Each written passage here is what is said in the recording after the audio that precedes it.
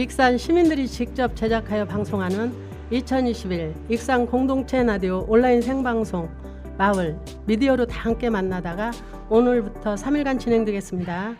잠시 후 시작될 오늘의 방송 프로그램은 마구의학소 공작소와 엄마들의 수다, 정신건강 스토리가 방송될 예정입니다. 익산에서 활동하고 있는 다양한 공동체들의 생생한 이야기들을 유튜브를 통해 확인하는 시간 되시길 바랍니다. 유튜브 채널은 검색창에 익산 공공영상 미디어센터를 검색하시면 확인하실 수 있습니다. 그럼 2021 익산 공동체 라디오 온라인 생방송 마을 미디어로 다 함께 만나다 지금 시작합니다. 저는 시민 DJ 송용희입니다.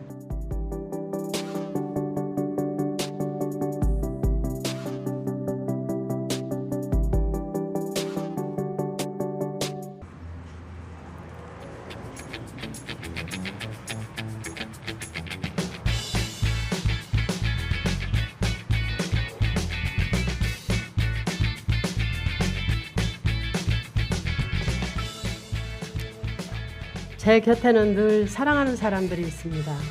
그런데 어느 날 뒤돌아보니 내 곁에는 내가 보이지 않았습니다. 문득 나를 찾고 싶어서 문을 두드린 곳, 마루에 들어온 햇살에 온몸을 맡기듯 기분 좋은 곳, 익산 여성의 전화 소모임 마구이야기 공작소입니다.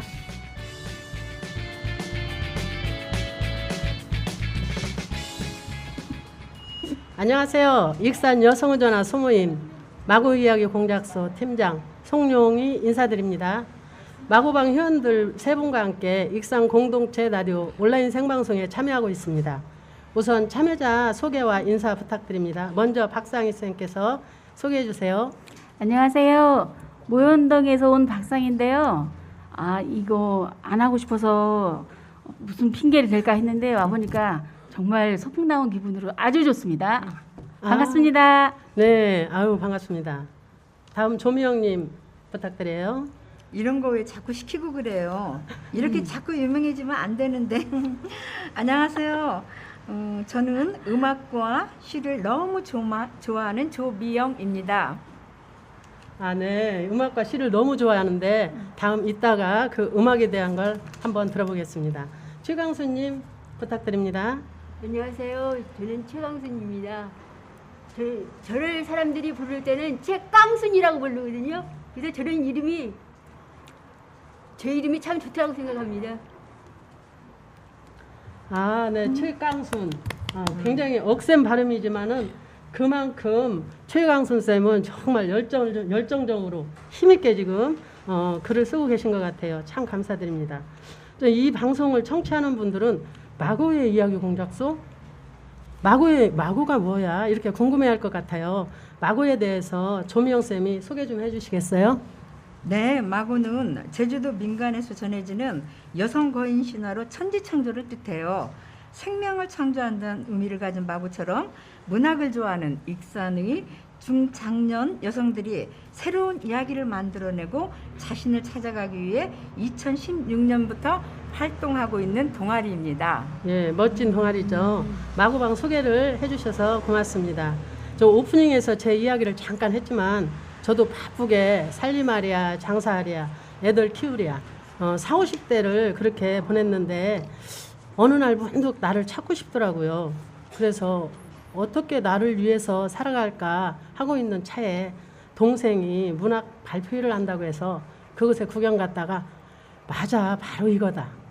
이게 내 마음을 다 쏟아낼 수 있는 그러한 매개체구나 싶어서 그렇게 마구 공작소와 인연이 됐습니다.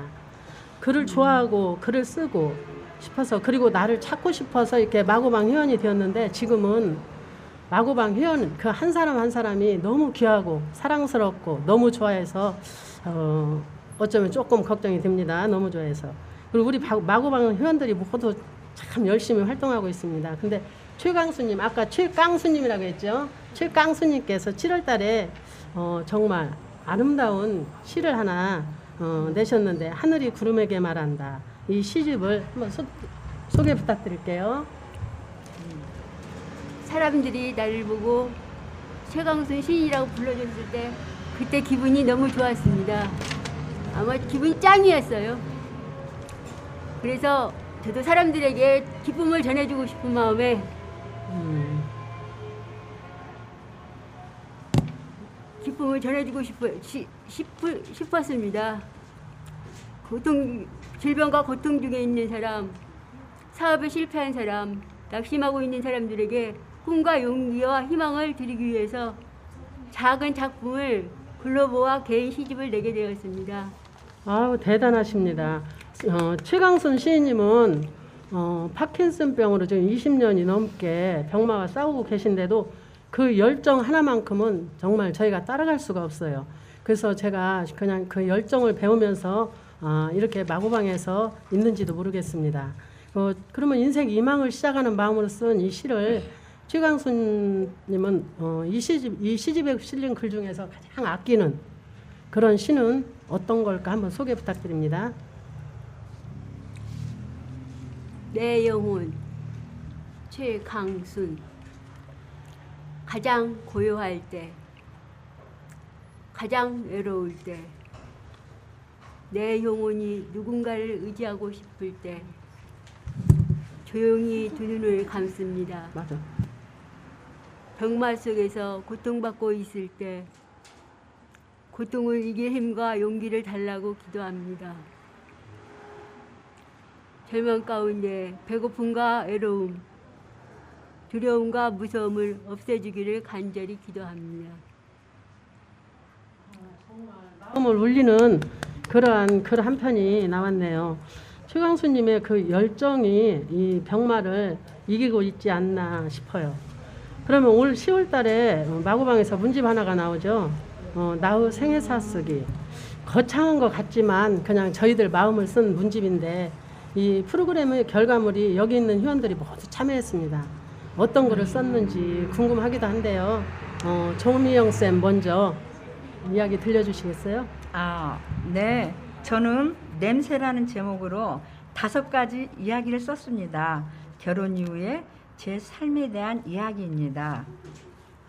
냄새라는 제목이 주는 강렬함이 정말 좋았는데 주제를 놓고 미영쌤은 어떤 이야기로 전개해 나가고 쓴 것인가 이렇게 듣고 싶네요. 도시 생활하던 아가씨가 농촌으로 시집와서 겪는 이야기들이죠. 저는 5가지 냄새 중에 마지막 시집 그 구절은 시은 냄새. 그 시은 냄새란 어떤 것일까 너무 궁금하고 또 좋았어요. 어떤 상황에서 쓴 글인지 궁금하니까 한번 말씀해 주세요. 농촌으로 시집와 32년째 시어머니를 모시고 살면서 나름대로 깊이 있는 이야기입니다. 그래요. 시어머님과 살면서 이렇게 글을 마음에 담고 좋은 글을 쓴다는 것 자체가 정말 열정이 가득하지 않나 싶어서 박수를 보내드리고 싶습니다. 그러면 조미영쌤은 시은 냄새 한 번 더 낭송 부탁드려도 될까요? 시의 냄새. 시에서는 냄새가 난다. 독백처럼 외로운 냄새. 너무 외로워 소금과 함께 굳어버린 냄새. 나를 미워했던, 나를 슬프게 했던 것들은 이내 질문 없이 사라지고 그래도 몇 번은 기뻤고 몇 번은 슬펐으니 그 냄새들 남겨두고 나는 다시 두드린다. 시를 끌고 안고 가고 싶다고. 와, 박수 한번. 와, 정말 이거 마음에 남는 시가 될 것 같아요. 그래, 아무리 힘든 그러한 과정이라도 이 시를 끌고 가고 싶다는 그 마음에 박수를 주고 싶네요. 그럼 미엄쌤 남독 참 고마웠고요. 옆에 계신 박상희쌤 글 이야기 들려주시겠어요? 전 약간 저희 10대, 20대 좀 옛날 얘기를 썼거든요. 그래서 잠깐, 진짜 잠깐, 아주 찰나 같은 잠깐이지만 그 모두에게 빛나던 어떤 시절. 그래서 제목을 화양연화라고 지었어요. 화양연 계속 얘기를 할까요? 요즘 가을이 되니까 이렇게 막 라디오를 틀면 그냥 무조건 이문세의 옛사랑이 나오고 과거를 생각 안 할 수 없게 여기저기서 그냥 옛사랑이 도처에 흘러 넘치는데 그런 생각을 그 옛날을 생각하면서 물론 옛사랑이 절대 그리운 건 아니에요. 여러분들 그리우신가요? 그립습니다. 아닌데요? 아닐 거예요. 저는 그리워요. 절대 옛사랑이 그리운 게 아니고 그때 그 떨리는 그 목소리로 나한테 고백을 하던 그 남자 앞에 있던 오. 20살의 나. 와. 그 애가 너무 부러운 거예요. 이 가을이 되니까. 오. 그래서 그 여자애를 부러워하면서 쓴 글이에요. 오, 멋지다. 정말 이문세의 그 가을을 한뻑 만취해도 될 만큼 멋집니다. 부럽다. 부럽죠. 네. 제목이 너무 그 영화 옛날이라. 그렇죠, 제목 같은 그렇죠. 화양연화인데 맞아요. 무슨 내용인지 들어보고 싶었는데 얘기 앞에서 방금 벌써 했죠? 다 해버렸어. 네, 순서가 그렇게 성질도 급해. 제가 여쭤보고 싶었는데 미리 다 해버렸어. 방송이 처음이라 보니까 다음엔 더 잘할게요. 네. 그럼 상희쌤 글 중에서 들려주고 싶은 문장이 하나 있으면 딱 한 구절 낭송 좀 해주세요. 솔직히 문장이 여러분이 안 보셔서 다행이지만 문장이라고 할 수 있는 상황은 아니에요. 딱히 제 마음에 드는 문장도 없고 숙제라서 쓰긴 썼는데 네, 딱히 마음에 드는 문장은 없어요. 근데 글을 쓰게 된 계기가 좀 있는데 제가 한참 전에 도깨비라는 드라마 있었잖아요. 날이 네. 좋아서 날이 좋지 않아서 어쩌고 저쩌고 하는 거 그거 있었는데 그 드라마 이후로 제가 드라마를 좀 끊었어요. 그 여파가 너무 커서. 근데 요새 갯마을 차차차라는 드라마가 또 새로 등장을 해서 제 마음이 요새 여주인공 신민아한테 감정이입을 너무 해가지고 제가 신민아가 돼가지고 꿈도 크셔. 네, 신민아가 막 키스를 하면은 제가 막 주둥이가 막 움찔움찔하고 막 핑크핑크한 옷 입고 데이트를 나가면 내가 막 심장이 막 간질간질하고 벌렁벌렁 하겠지. 홍 반장이 키가 클 동안 우리 신랑은 대체 뭘 했을까 이런 생각을 하면서 자꾸 그걸 보다 보니까 진짜 전생 같던 그 옛날 얘기를 끄집어내고 그렇게 해서 그 얘기를 아무튼 이 가을에 한번 해보고 싶었어요. 너무 낭만적입니다. 네. 그러면 마지막으로 최강순 쌤 작품 이야기를 한번 듣고 싶습니다. 저는 내 인생은 나의 것으로 제목을 정했었어요.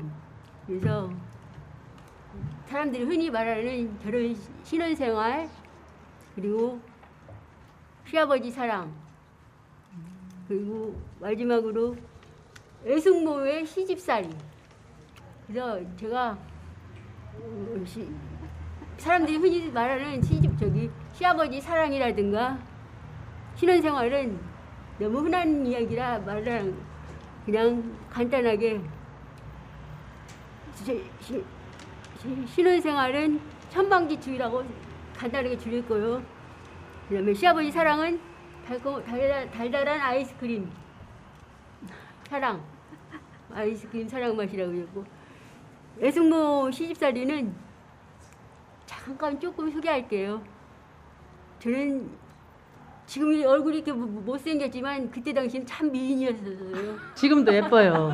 미인이었어가지고 애숙모가 저 미모에 질투를 느꼈어요.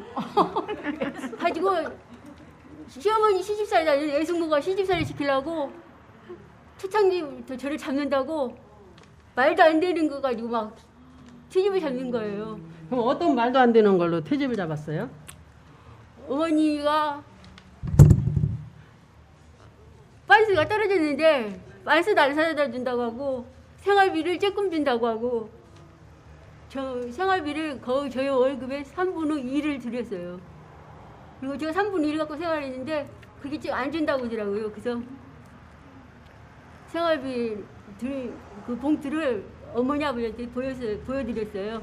보여드리고 그 애숙모한테는 가서 이제 어머니 아버지가 이해를 하니까 가서 나 이혼하겠다고 엄포를 놨죠.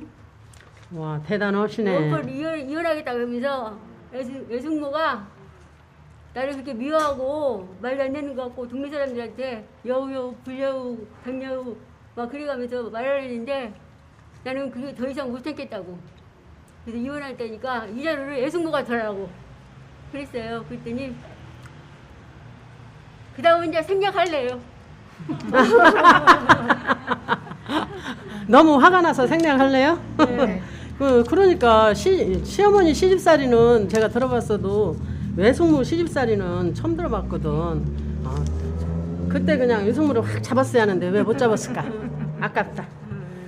저도 제 삶에서 강렬했던 부분이 뭐냐면 엄마의 그 의료사고, 그 의료사고로 인해서 엄마가 돌아가셨는데 그게 굉장히 강렬했어요. 그래서 제 마음속에 항시 그 무거운 벽돌 같은 게 하나 가슴을 누르고 있는데 그로 인해서 또 엄마가 저한테 선물을 주지 않았나. 엄마에 대한 애틋함이 더 있고 또 엄마에 대한 글도 쓰고 싶고 또 그리워하고 제가 엄마가 의료사고로 돌아가시지 않고 지금까지 사시다가 치매로 요양병원에 이렇게 계신다면 엄마를 내가 그만큼 사랑을 했을까 이런 의문도 들어요. 그래서 굉장히 불행한 일이지만 나에게 또한 엄마가 선물을 하나 남겨주고 가셨구나 이런 생각도 듭니다. 상희쌤, 미영쌤, 강순쌤 글을 읽다 보니까 세 분은 각자의 이야기는 50년대, 60년대 이야기죠. 상희쌤은 80년생의 대학생 이야기고 이건 모든 여성들의 보편적인 이야기가 다 담겨 있을 거예요. 여튼 그런 이야기를 담겨 있는 글이 나온다는 자체가 제가 조금 설레고 기대되고 또 두근두근 잘 나왔을까? 그리고 저희에게 인생의 한 획을 그을 수 있는 그런 선물 같은 그런 책이 아마 나올 겁니다. 여러분들 모두 기다려주세요. 조미영쌤, 박생희쌤, 최강순쌤 고맙습니다. 2부에 또 다른 마고 희원과 함께 찾아뵙겠습니다. 감사합니다. 빠졌냐요? 다시 또 누군가를 만나서 사랑을 하게 될 수 있을까? 그럴 수는 없을 것 같아. 도무지 알 수 없는 한 가지 사람을 사랑하게 되는 일 참 쓸쓸한 일인 것 같아. 사랑이 끝나고 난 뒤에는 이 세상도 끝나고 날 위해 빛나던 모든 것도 그 빛을 잃어버려. 누구나 사는 동안에 한번 잊지 못할 사람을 만나고 잊지 못할 이별도 하지. 도무지 알 수 없는 한 가지 사람을 사랑한다는 그 일 참 쓸쓸한 일인 것 같아.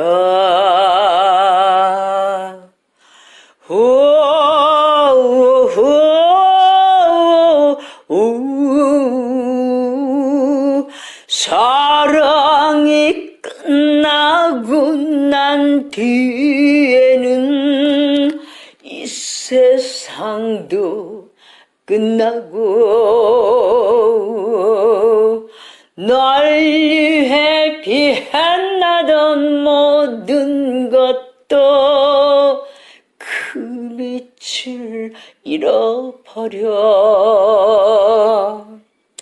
누구나 사는 동안에 한번 잊지 못할 사람을 만나고 잊지 못할 이별도 하지.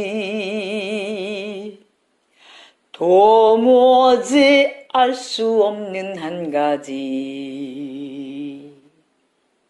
사람을 사랑한다는 그 일 참 쓸쓸한 일인 것 같아.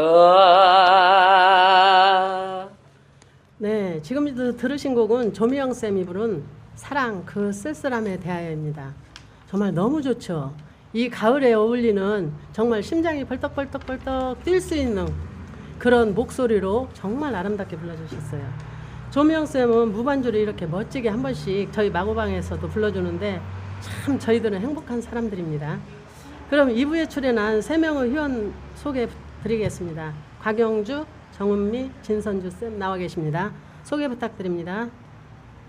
안녕하세요. 마구공작소 덕분에 별거 다 해보네요. 저는 공부하는 거, 산에 가는 거, 마구방에서 노는 것을 제일 좋아하는 정은미입니다. 네, 산을 굉장히 좋아하는군요. 여하튼 산을 좋아하는 사람들은 마음이 맑다고 했는데 그래서 정은미님 눈이 그렇게 맑은가? 정말 너무나 좋아요. 진선주 쌤 한번 네. 소개해 주세요. 안녕하세요. 저는 사진 찍는 것을 좋아하는 진선조입니다. 실은 제가 사진 작가라는 타이틀을 가지고 있는데요. 지금은 문어발처럼 하는 것이 너무 많아서 작가 활동은 잠시 소홀하고 있어요. 그래서 오늘은 그냥 사진 찍는 것을 좋아하는 것 이렇게 소개를 했습니다. 네, 진선주 쌤의 그 사진은 정말 너무나 맑고 투명해서 우리가 찍은 거하고는 비교가 안 돼. 엊그제 저희가 시화전을 했거든요. 그런데 사진들이 너무 아름답게 나왔어. 깔끔하게. 그래서 저희가 인정을 합니다. 네, 그럼 곽영주 쌤. 네, 안녕하세요. 저는 누구를 어떤 걸 좋아할까 생각해봤는데 저는 언니들을 좋아하는 곽영주입니다. 오. 저는 형제가 많은 집 둘째로 자랐거든요. 그래서 동생들을 돌보는 역할을 많이 했었는데 그래서 그런지 언니 많은 집 막내가 그렇게 부러웠거든요. 근데 여기 오니까 제가 막내인 거예요. 그래서 너무 좋은 거예요. 그래서 즐겁고 꾸준하게 참여하고 있는 것 같습니다. 그리고 이렇게 함께하는 든든한 언니들이 있어서 좋은데 이 중에 가장 든든한 언니가 계세요. 여기 팀장을 맡고 계신 송영희 팀장님. 아이고 감사합니다. 감개무량하네. 아이고. 요번에 우리 팀장님이 상을 받으셨어요. 아이고 쑥스럽게. 시를 쓰시는데 풀립문학상이라는 시를 그 상을 받으셨고 수상을 앞두고 계세요 지금. 그래서 그 소식을 듣고 제가 너무 기뻤거든요. 그래서 팀장님 다시 한번 축하드리고요. 아, 감사합니다. 네, 그리고 소감도 한 말씀 지금 해주시면 좋을 것 같아요. 좀 쑥스럽긴 한데요. 이렇게 글을 쓸 수 있었던 것은 저희가 익산 여성의전화에서 모여서 또 우리 마구방이라는 방을 만들어서 이렇게 여러분들과 함께 그 열정을 불태워서 이렇게 글을 쓸 수 있지 않았나. 제가 그냥 집에서 방콕을 하면서는 절대 제 마음에 이 열정이 있었나도 모르겠죠. 이 속에서 끓고 있는 열정을 끄집어낼 수 있었던 것은 다 여러분들 덕분입니다. 그러니까 여러분이 함께 하여서 이렇게 제가 그나마 시를 좀 쓸 수 있었던 것 같아서 항시 감사드립니다. 팀장님, 네. 풀립상 수상한 시를 여기서 좀 들어볼 수 있을까요? 좀 예. 들려주세요. 쑥스럽지만 그렇게 해야 되겠죠. 네. 메밀꽃 송용희 허리춤 꼿꼿이 세우고 빈 뜰하게 서 있네. 하얀 쌀밥 머리에 이고 추억을 안고서 생일 아침 할머니 눈치를 보며 딸 앞에 밀어주던 엄마의 손, 거친 손끝에 매달려 있던 쌀밥은 메밀꽃보다 더 희었어라.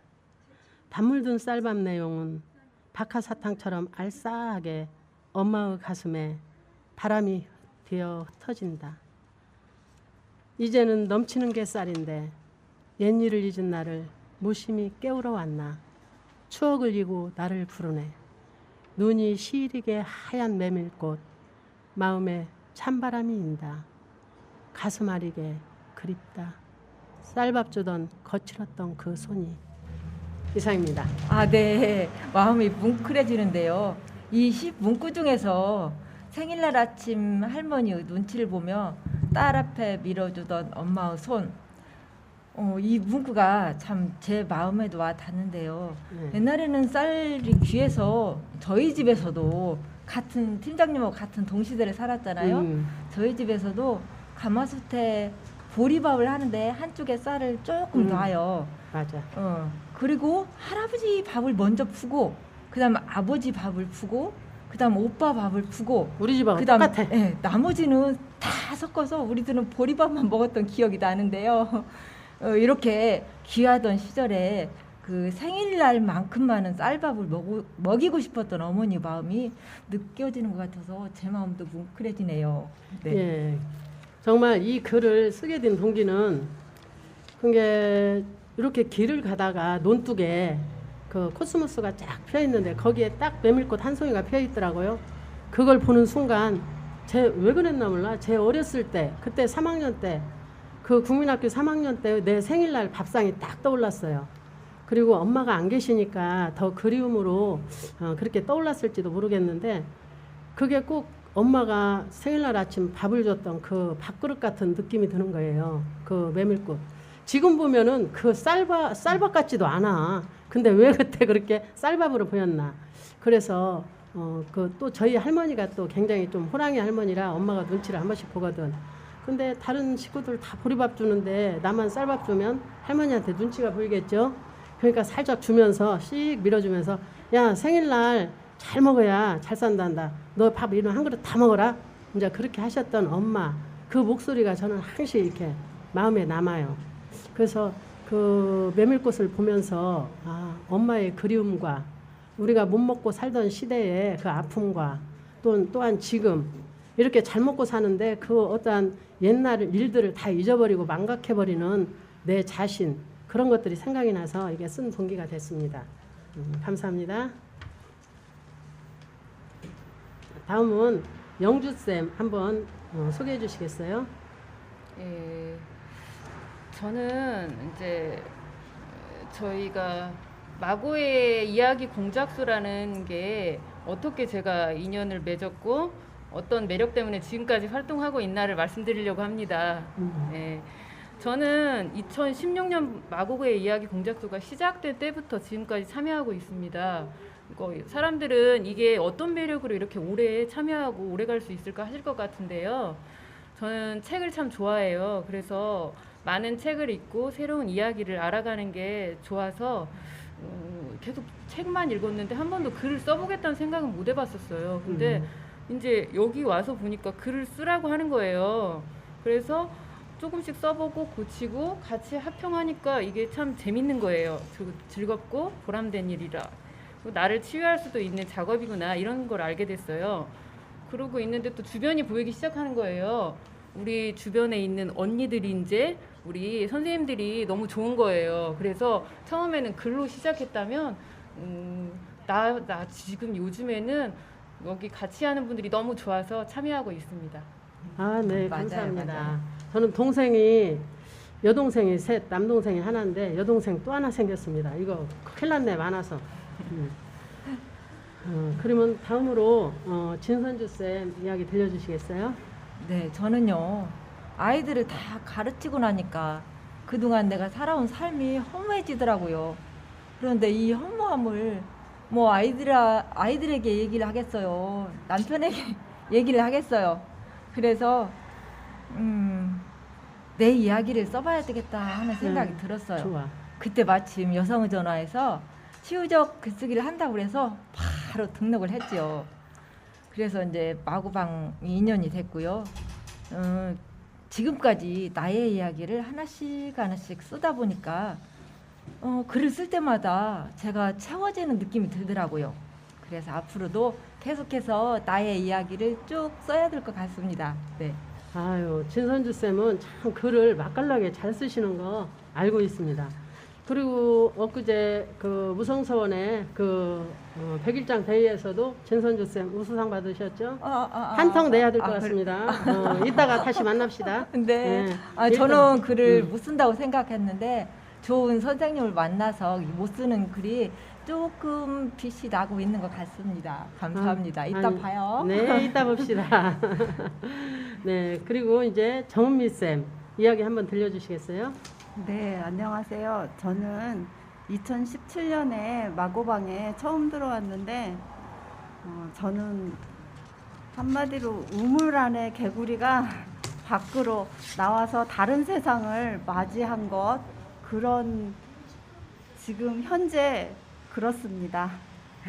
아, 우물 안에 개구리가 지금 밖으로 나왔군요. 네. 처음에 정은미 쌤 봤을 때는 너무나 굳어 있고 뭔가 화가 나 있는 것 같고 또 남하고 가까이 있지 않고 그런 것들에 굉장히 마음이 좀 불편한 적이 있었어요.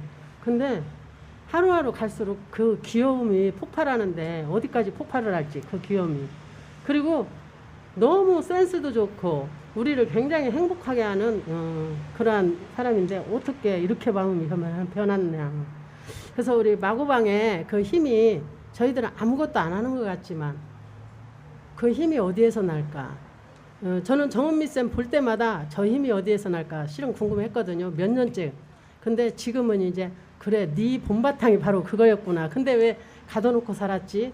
참 너도 답답했겠구나. 그 마음을 풀어놓지 못해서. 그래서 이 마고방에서 정은미 쌤이 그 마음을 다 풀어놓을 수 있다는 자체가 너무 감사해요. 우리 마고방의 분위기 메이커잖아요. 네. 근데 처음에는 참 무서웠어.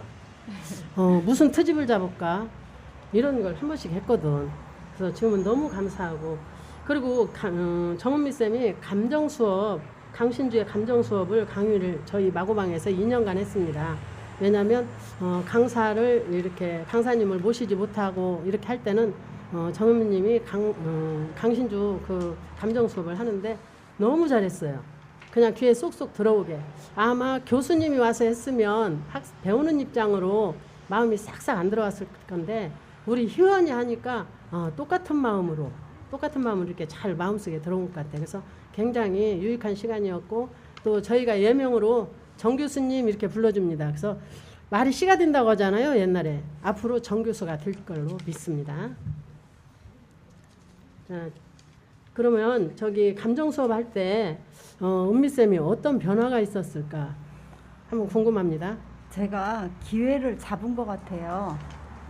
제가 그때 그 강사님도 저희 모실 수 있는 형편도 안 되고 그러는데 마침 지금 이렇게 제가 들고 있는 이 감정 수업, 강신주의 감정 수업의 책을 읽고 있었거든요. 근데 여기에서 제가 같이 제가 이걸 끝까지 이걸 좀 깊이 있게 공부를 하고 싶은데 혼자서는 이게 감당이 안 되고 그러는데 여기에서 같이 하면 이걸 할 수 있겠다 이런 생각이 딱 꽂힌 거예요. 그래서 이 책을 들고 와서 한번 이걸 해도 되겠냐 그렇게 했더니 옆에 계신 팀장님께서 그럼 한번 네가 준비해 와봐라 이렇게 말씀하시더라고요. 그래서 제가 열심히 준비를 해서 이제 첫 수업을 했어요. 첫 수업을 했는데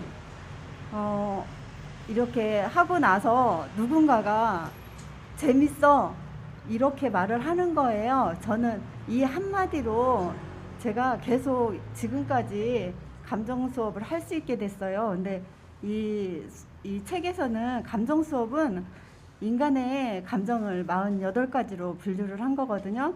근데 우리가 이런 감정을 다 가지고 살아간대요. 근데 책에서 첫 번째 감정이 비루함이 감정이에요. 근데 잠깐 이 비루함에 대해서 말씀드릴게요. 근데 비루함이라는 건 자기를 정당한 것 이하로 느끼는 감정이래요. 근데 이게 딱 저였거든요. 근데 슬픔은 책으로 좀 들어가 보면 슬픔은 어떤 타자가 나의 삶의 의지를 꺾으려고 할 때 발생하는 감정인데 이런 슬픔이 반복되면서 누구나 비루함에 빠져들게 된대요. 근데 비루함에 있어서 무서운 건 내가 비루하게 살면서 비루한 줄을 모른다는 거예요. 하지만 비루한 사람이 비루하다고 느꼈을 때가 바로 비루함에서 벗어나는 기회래요. 비루함이 들었을 때 또 하나 감정은 자유에 대한 갈망인데 내가 비루한 채로 살아가느냐 자유를 향해 박차고 나가느냐 저는 어땠을 것 같아요? 제가 자유를 차고 박차고 지금 나오고 있습니다. 제가 오랫동안 주눅 들고 매일 긴장 속에서 살다가 나 자신이 비루하게 살고 있음을 알았어요. 그리고 곰곰이 생각해봤죠. 내가 왜 비루하게 살아야만 했는지. 근데 그것은 나의 무지가 원인이라는 생각이 들었어요. 그래서 지금 계속 공부를 하고 있거든요. 그렇지만은 변화되기란 내가 죽어라 해도 그게 될까 말까 한데요. 여기에서 비루함이라는 고질적인 슬픔을 치료하는 방법에는 지속적인 애정과 칭찬이 있는데, 자신을 비하하는 사람에게 오랜 시절 이 만들어진 슬픔을 그 시간만큼 들여서 천천히 치료해 줄 수 있는 사람들이 필요해요.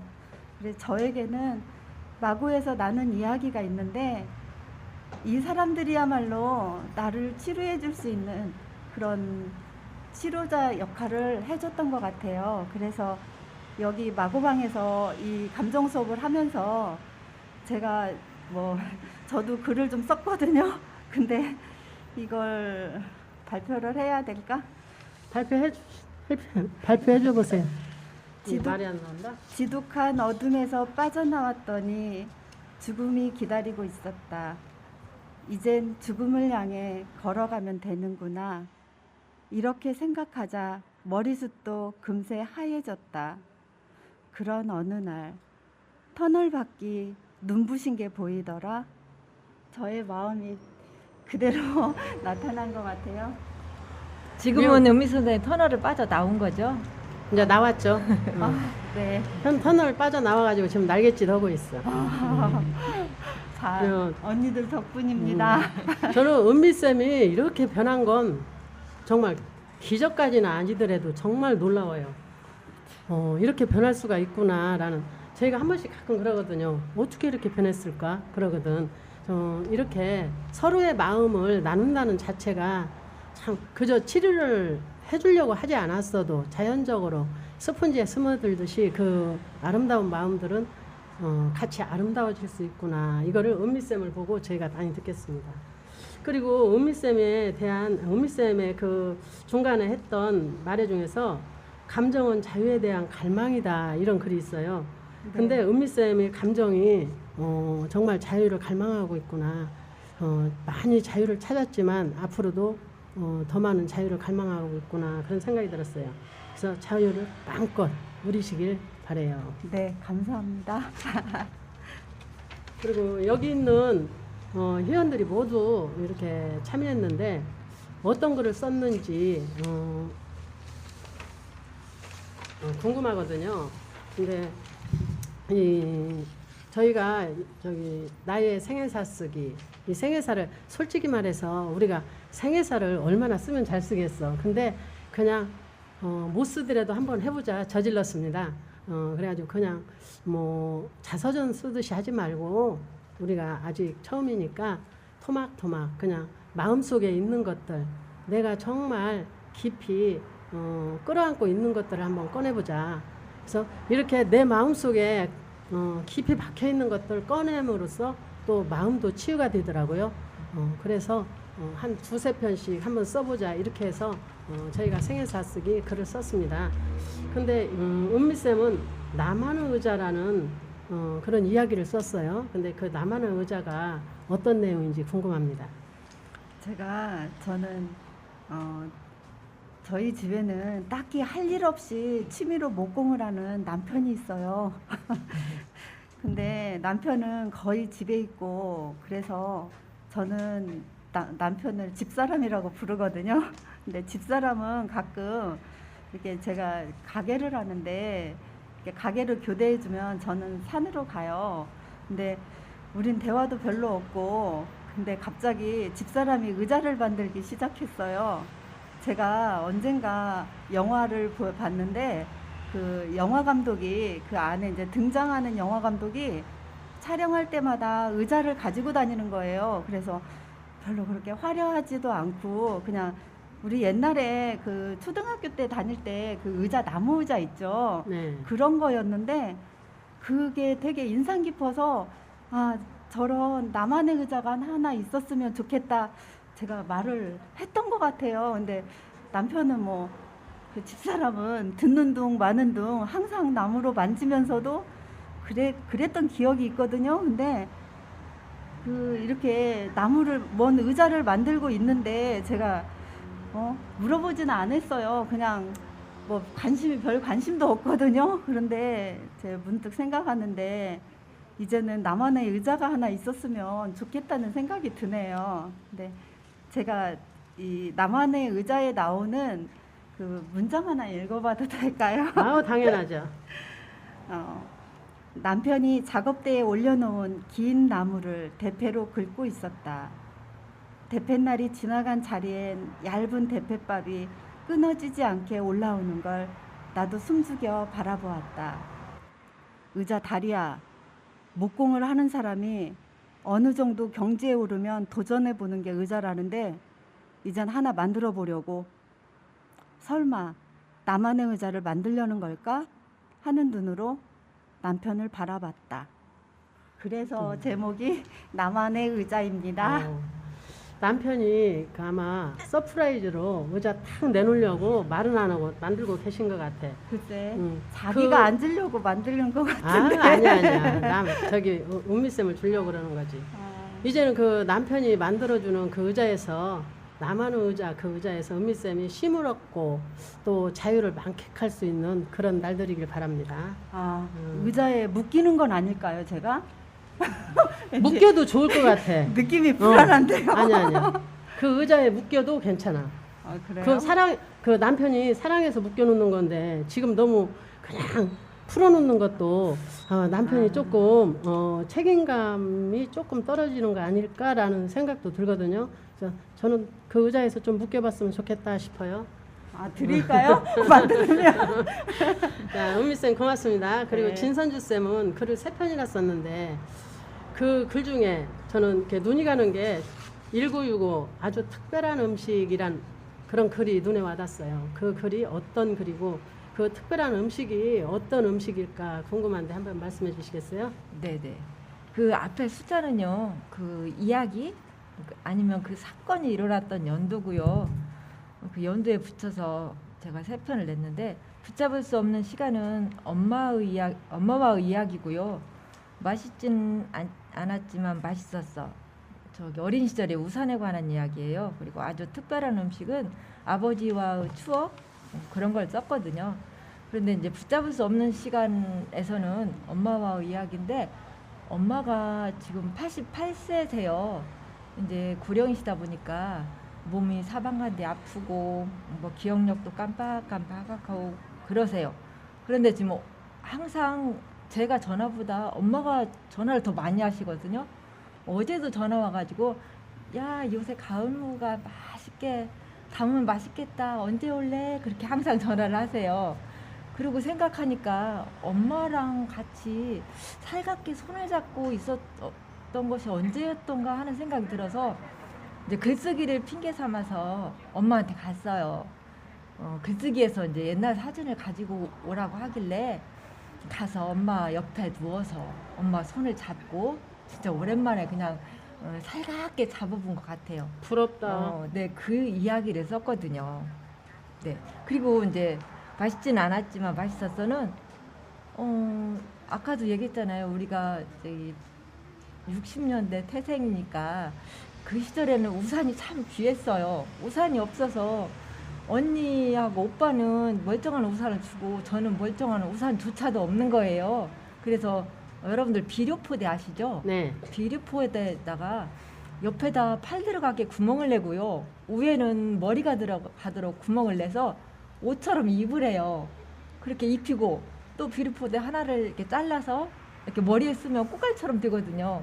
그렇게 하고 학교를 가라는 거예요. 제가 좀 한고집 했거든요.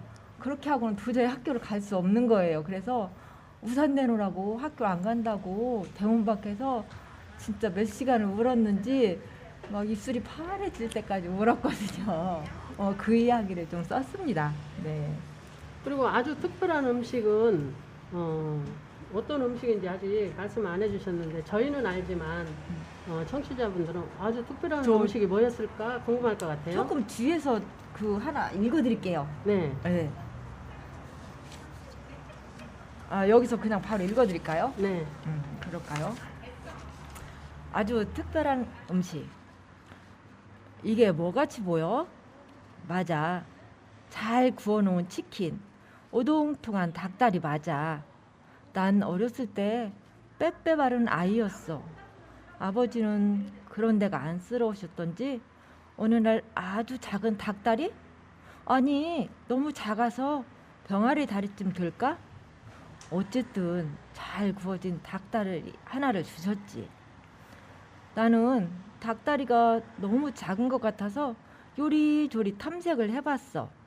잘 구워진 닭다리에서는 고소한 냄새와 참숯으로 훈연한 듯한 냄새가 났어.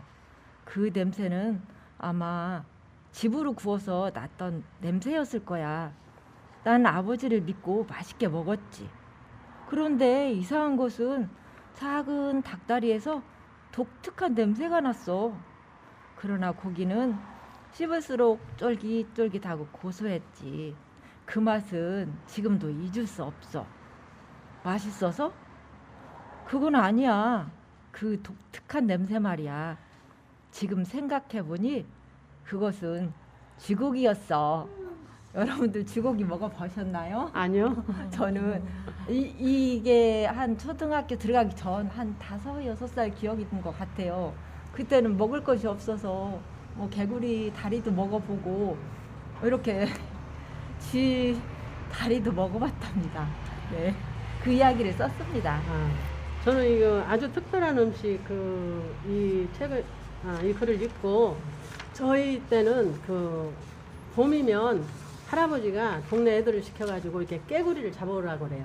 그러면 그 실 뿌리 이렇게 무슨 하여튼 깨는 그 풀뿌리가 있어요. 거기다 쭉 깨가지고 오면은 그놈을 그 개구리 다리를 그 숯불에 구워서 오빠를 항상 줬던 그런 일은 있었는데 쥐고기는 한 번도 안 들어봐서 이 글을 읽을 때 저 속이 메승메승했어요. 네, 우리 오빠도 개구리 다리 그 풀에다 네. 끼워서 가지고 온 생각이 떠오르네요. 네, 그러니까.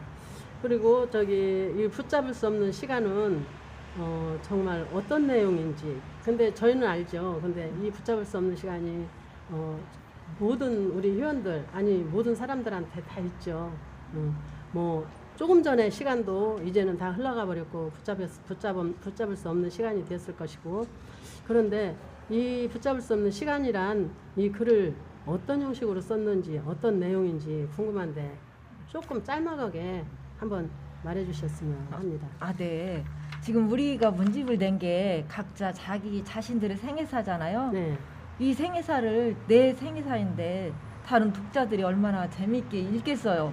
그래서 첫머리에 그 추리소설 쓰는 형식을 빌어서 이렇게 궁금하도록 끝까지 읽을 수 있도록 그렇게 썼습니다. 그럼 거기 처음 단원만 한번 궁금하니까 읽어줘 보시겠어요? 제가 그거 준비를 안 했습니다. 그래요? 네. 그러면 우리만 아는 걸로 네. 청취자님들은 좀 궁금하게 우리만 아는 걸로 합시다. 자, 선주쌤 글에서는 특히 사파도 그랬어요. 사파가 참 예쁘게 그렸어.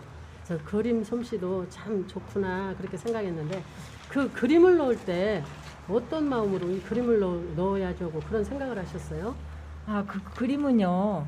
익산 문화관광재단에서 하는 생활문화시설 입문 프로그램에서 글도 쓰고 거기에 따른 그림도 그렸거든요. 그랬군요. 네, 저는 그림을 학교 다닐 때는 좀 잘 그린다고 칭찬을 받아서 지금도 잘 그릴 거야 하고 갔는데 막상 그려보니까 정말 힘들더라고요.